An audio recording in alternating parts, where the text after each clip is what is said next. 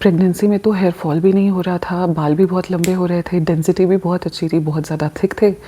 जैसे ही pregnancy over हुई, deliver जैसे ही किया, 2 महीने से 3 महीने के अंदर एकदम से हेयर फॉल होना बहुत ज़्यादा स्टार्ट हो गया। ऐसा क्यों होता है? तो सबसे पहली बात, इस कंडीशन को हम कहते हैं पोस्टपार्टम हेयर फॉल। सबसे पहले हमारे लिए ये जानना ज़रूरी है कि जो हमारे बालों की जो ग्रोथ होती है वो 4 फेजेज़ में होती है।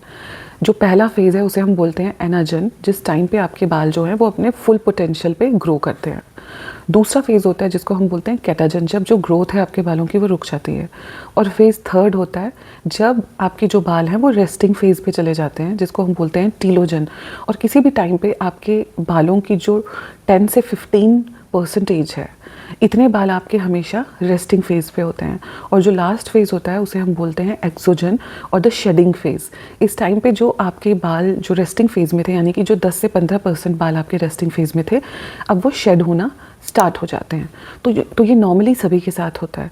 अब प्रेगनेंसी में क्या होता है कि प्रेगनेंसी में आपकी बॉडी कुछ हार्मोन्स के इन्फ्लुएंस में होती है, जिसमें जो एक है उसे हम बोलते हैं एस्ट्रोजन। तो एस्ट्रोजन की लेवल प्रेगनेंसी में बहुत ज़्यादा होती है। और एस्ट्रोजन का एक बहुत अमेजिंग फंक्शन है, जिससे क्या होता है कि आपके बालों का जो एनाजन फेज़ है वो प्रोलॉन्ग हो जाता है, वो लंबा हो जाता है, जिसकी वजह से आप नोटिस करते हो कि प्रेगनेंसी में आपके बाल बहुत अच्छे हैं, बहुत लंबे हो गए हैं और डेंसिटी भी बहुत इंप्रूव हो गई है। अब क्या होता है, जैसे ही डिलीवरी हो जाती है तो एकदम से आपके एस्ट्रोजन के लेवल्स कम हो जाते हैं, ड्रॉप हो जाते हैं। और 1, 2 या 3 महीने में आप नोटिस करने लगते हो कि आपका जो हेयर फॉल है वो बहुत ज़्यादा बढ़ गया है। पर बेसिकली ये वही बाल आपके झड़ रहे हैं जो रेस्टिंग फेज़ में थे, जो उस टाइम पे नहीं झड़े थे, और वो अब झड़ने लगते हैं। इसलिए आपको लगता है कि आपके बाल बहुत ज़्यादा झड़ रहे हैं।